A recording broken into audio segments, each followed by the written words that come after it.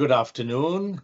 I'm Sumeet Chugh from the Smith Heart Institute at Cedars-Sinai in Los Angeles. And today I have the great pleasure of hosting Dr. Jonathan Drezner, who is Professor of Family Medicine at University of Washington in Seattle and Director of their Sports Cardiology program. So welcome, John. Thanks, Sumeet. Thanks so much for having me. So you've published this really exciting paper, which is going to be in JACC. Just briefly before we get started, I'm sure I'm curious, and so are many in the audience. You're a pioneer in this area, John. And what was it that got you started? Are you an athlete yourself? I guess thanks for this question. I am a former athlete or an aging athlete, however you want to put it. Basketball is my sport, and I played basketball in college. I went to Brown University for undergraduate. And it was during my time as a player that some very high-profile cases of sudden cardiac death occurred. So Hank Gathers, followed by Reggie Lewis, Len Bias, all sort of 1, 2, 3 in these elite, high-profile, sort of best in the game athletes. And it really raised the question, as we all have asked many times, why does this happen to seemingly, healthy individuals, really the healthiest in our society, those who are exercising the most? And we've certainly learned a ton in the field of sports cardiology, the etiology, the risks of sudden cardiac death in athletes. But moving on to medical school, where I went to UCLA, I had a wonderful cardiac intensive care unit rotation that was actually at Cedars-Sinai that got me very interested in the heart. And I had a rotation in sports medicine as a fourth-year medical student, where someone gave a lecture on athlete's heart and sudden cardiac death, and it felt like it connected all the dots for me in terms of where some potential passions could grow. And I feel like I've been fortunate to follow something that I'm passionate about. Prevention of sudden death in sport. As a team physician, as a sports medicine physician, I feel like that's my primary role, whether that's through screening or through emergency preparedness, that we have to be prepared to respond. And so it's been a wonderful couple of decades, and a lot of people that I've met along the way who get a ton of credit for teaching me lots of what we work on. And so I think that's sort of the short history of maybe how we got to where we are right now. Well, that's so nice to hear. And as Cedars-Sinai, will take a tiny bit of credit for your success, but obviously it doesn't hurt to be an athlete. It means a lot to be inspired, and then immersing yourself in it, and tenacity. For those of you listening out there, that's what makes a sports cardiology pioneer. So this paper, which I see is led by Brad Pitek from Oregon Health and Science University, you're the senior author, focuses on survival outcomes of cardiac arrest in young athletes age 11 and older. So can you tell us a little bit about, how your group did this study, and what are the main findings? Yeah, so a lot of credit to Brad, for his work on this paper and really leading the analysis and the data management. Brad is a junior in sports cardiology, but a true up-and-comer and an absolute fabulous researcher, and I expect incredible things from him. And this was a collaboration with a larger group, so specifically the National Center for Catastrophic Sports Injury Research, which is housed at UNC Chapel Hill. And so I've had the privilege of working with the National Center for Catastrophic Sports Injury Research since 2013. And they have an amazing group, and the goal of that group is to capture all cases of catastrophic injury and events in competitive athletes across the U.S., beginning in youth through middle school, high school, club sports, collegiate, semi-professional, and professional. So we try to ascertain every case that we can. And you and I both know, there is no mandatory reporting system for cardiac arrest or sudden cardiac death in competitive athletes in the U.S. So the numbers we present are really just a minimum of what might be out there. But we've used multiple data sources for years to try to do the best we can. So we have very consistent search of both traditional and social media for cases. We have direct reporting to the center. We have collaborations with the National Athletic Trainers Association, American Medical Society for Sports Medicine, the National Federation of High Schools, NCA. So we try to get the word out where cases might get reported. And once cases are reported, then we have to do some homework in terms of understanding perhaps what the etiology was, confirming that it fits our eligibility criteria for a cardiac case, and ultimately sort of adjudicating the cause. But this was really a fantastic paper looking at a 9-year data set. So everything, all cases from July 2014 through June of 2023. So 9 years of data of cases across the US and competitive athletes, really looking at survival from sudden cardiac arrest in that group. We found some very, very interesting findings, a lot of which collaborate prior findings and a lot of which raise some concern for things that we needed to do better. So what you describe in this paper, the first salient finding, is that the survival from cardiac arrest is in young athletes, is actually rising and can be as high as 70%. I mean, were you surprised by that? I'm not surprised at all. We've monitored this and tracked this for many years now, and some other subset studies that we've shown witnessed sudden cardiac arrest in an athlete during sport is a survivable event with prompt recognition, bystander CPR, and access to an AED. And some of the studies show survival rates over 80%. And so dating back, not this study, but we did a study that was published in 2013, 2,100 US high schools, largely with good emergency planning and access to AEDs, and we followed cardiac arrest on school grounds, and the survival rate in student athletes who had a sudden cardiac arrest event was 89% in that study. And so not all schools are perfectly prepared, and of course there are cases that occur outside of sport, during rest or at home, during sleep. And so the overall survival rate in this 9-year time period was 49%. And then, of course, a big difference between those that occur during exertion, where the overall survival rate was 57%, and then lower survival when it occurs outside of exertion. But the trend that we saw over the last 9 years is that things have been improving.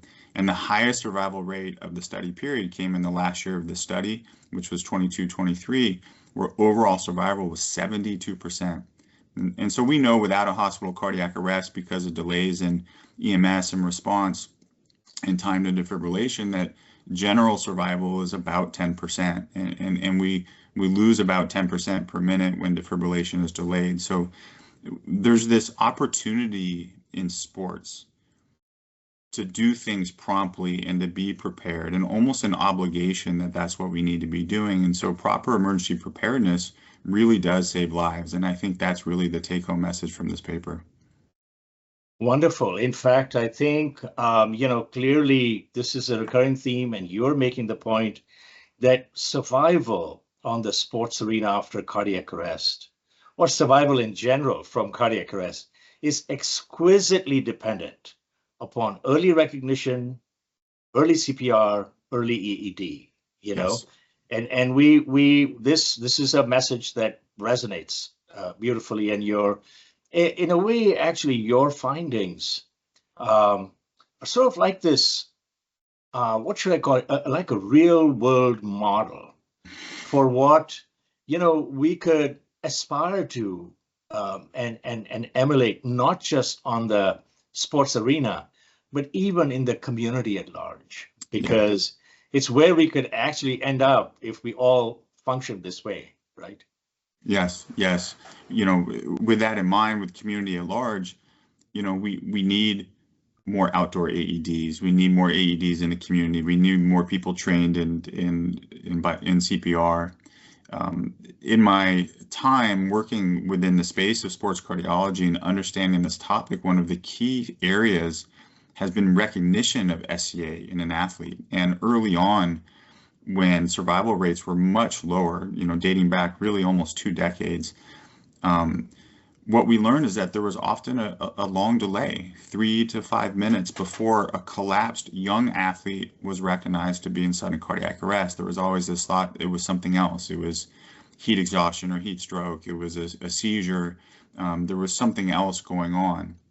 And so the sports medicine and athletic training community, back in 2007 when we published a consensus statement, really moved to a different dogma to change the paradigm and survival rates, where if we had a witness collapse and an athlete who was collapsed and unresponsive, that was sudden cardiac arrest until proven otherwise. And you would start your emergency procedures, call 911, start chest compressions, and someone go get the AED. And I think that model has proven successful, as we've seen, really in the athlete setting. Some of the data from this 9-year study, backs that up. There was better survival at the games and competitions than there was at practice and training. And that really shouldn't be the case, but it probably speaks to resources that, you can't have a medical professional at every, athlete training in the middle school and high school age, and sometimes even in the collegiate age. And coaches, although they should be trained, may not respond exactly the same way as a medical professional. And so, we had a 70% survival if your cardiac arrest with exertion occurred in a game, and a 53% survival if that arrest occurred during a practice or a training session. So, again, areas to improve. Perhaps the most concerning finding from this study also collaborated some prior evidence. And so just dating back, we had published a 4-year data set looking only at the high school athletes. So exercise-related cardiac arrest in the high school setting. And we found that white athletes had higher survival than minority athletes all put together. And there's missing data in our data set. We don't have the EMS response and run times and understand bystander CPR and AED in every case. But there's a lot of thought that this has to do with preparedness, resources, and perhaps social determinants. So in this 9-year data set that's bigger, we did more of a multivariable log binomial regression analysis, controlling for self-reported race or perceived race, and sex, and competition level. And what we found was that Black athletes or athletes of other race had lower survival than white athletes by a significant proportion. And that's concerning. There should be nothing biologic about this topic, right? So the color of your skin should not implicate whether or not you should survive or not. And so why is this, especially in the sports setting where we hope there's equal preparedness across sport?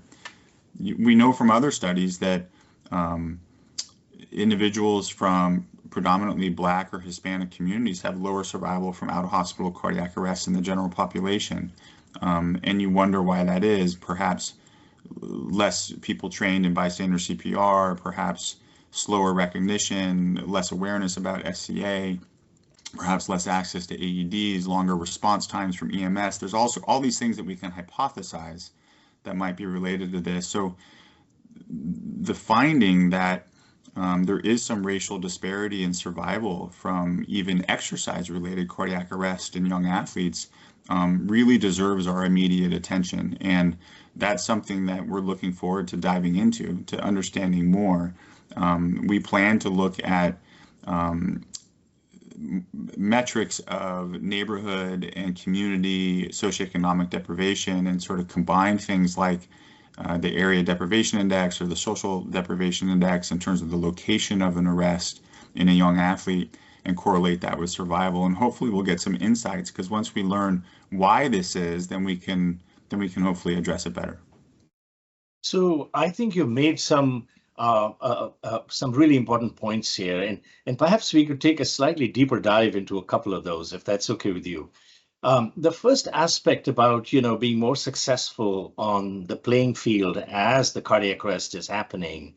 The other day we had a talk from Chugh at Cedars-Sinai, whom I suspect he's also excited about sports cardiology at Cedars-Sinai, and he was making the point that that even the athletes should be educated because they're really the first on the scene, and instead of them being scared or backing off. So are you taking any specific measures for that? Is there like an organized move to educate athletes? I think that Mary makes a wonderful point there in terms of just increasing awareness and preparedness in all potential rescuers, including the people that you're playing with, on the field to play with you.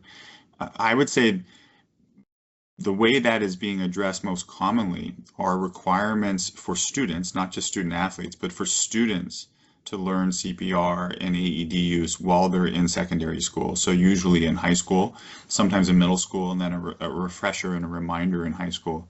But you can imagine that every student should graduate understanding CPR, AED use, and how to recognize cardiac arrest and be able to apply those skills. And some of the work we do in the community with the Nick of Time Foundation here in Seattle, where we do more advanced cardiovascular screening at schools, all those kids learn CPR and AED again as sort of a refresher. And we've had incidents where those students have then saved the life of someone, specifically like their coach, who had a cardiac arrest at practice.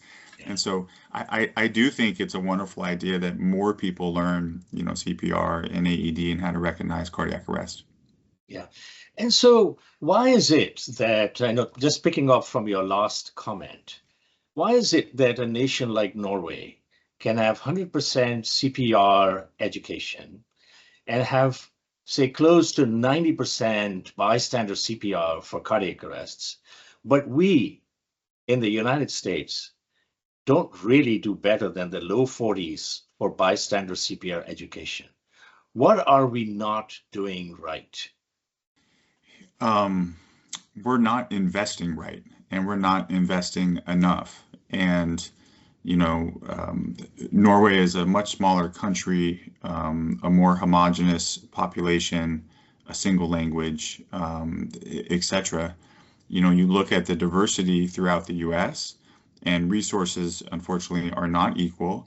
And often the primary language in many of our communities is also not always English. And so think about the barriers to learn CPR as an adult in perhaps a socioeconomically disadvantaged community or low income neighborhood.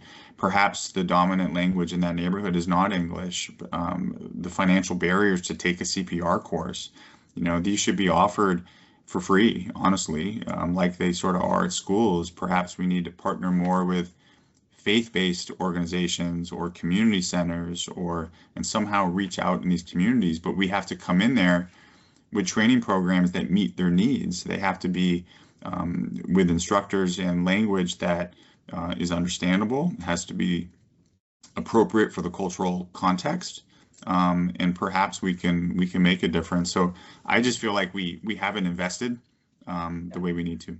Yeah. And so perhaps the legislation that was enacted into law late last year, I'm referring to the Hearts Act. Yes. Hopefully do you think that can give us a real boost? I think it can, assuming that it stays enacted and funded. It provides a real opportunity for more schools to reach out and receive resources just for this cause, to make sure that they are prepared for sudden cardiac arrest, to get AEDs, to fund CPR training, etc. So I do think this can make a huge difference and create hopefully more equity. And in the same way, along the same lines, even in this highly, selected and successful scenario, we still find that social determinants appear to prevail. And so that message from your paper, the first one really is, we can get there if we teach everyone, educate everyone, get there fast.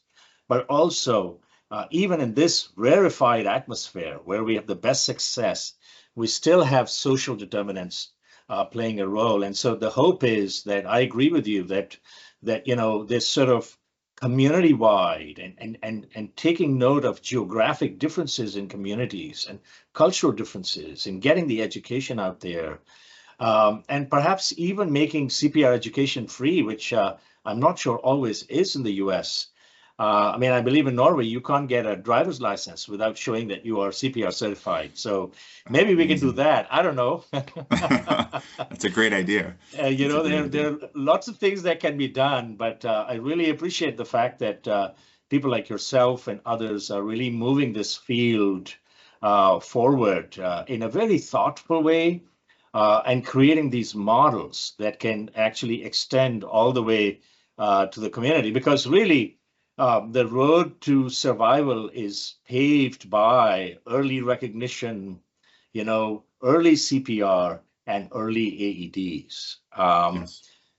So before we kind of wrap this up, this really exciting work that I hope everyone reads, and I'm sure, where would you like to take this next? Where is your group going with this next, Jonathan? Yeah, that's a great question, and I do think that addressing the racial disparities in survival outcomes that we have identified and other racial disparities in sports cardiology. So, for instance, we've known for a long time, for reasons that we don't understand, that Black athletes are at higher risk of sudden cardiac arrest and death during sport than white athletes or athletes of other race. And again, we need to understand more about that. We did a study using area deprivation index and showed that Black athletes with SCA come from neighborhoods with much greater socioeconomic deprivation than white athletes with SCA. And a lot of people look at me and say, well, doesn't that just represent sort of some of the community socioeconomic status throughout the US? And I said, exactly. That's the problem, that we haven't invested equally, that we haven't lifted and raised certain communities and applied our resources. And so I think diving into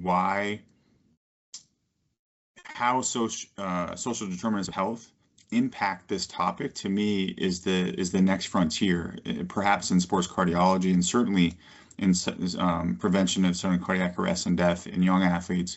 For our group, what does that mean? Honestly, it means that we need help. We need researchers with other backgrounds. We need researchers who are sociologists and researchers who bring a different perspective so we can look at this topic with a fresh lens. And so that's my plan, is sort of expanding our research team and trying to dive deeper into social determinants of health within sports cardiology. So John, as an associate editor for JACC, on behalf of the JACC community, let me congratulate you and your colleagues on this really excellent work, and and the presentation at the ACC annual sessions of this work. And we're looking forward to learning more from you and your colleagues about sports and cardiac arrest in the future.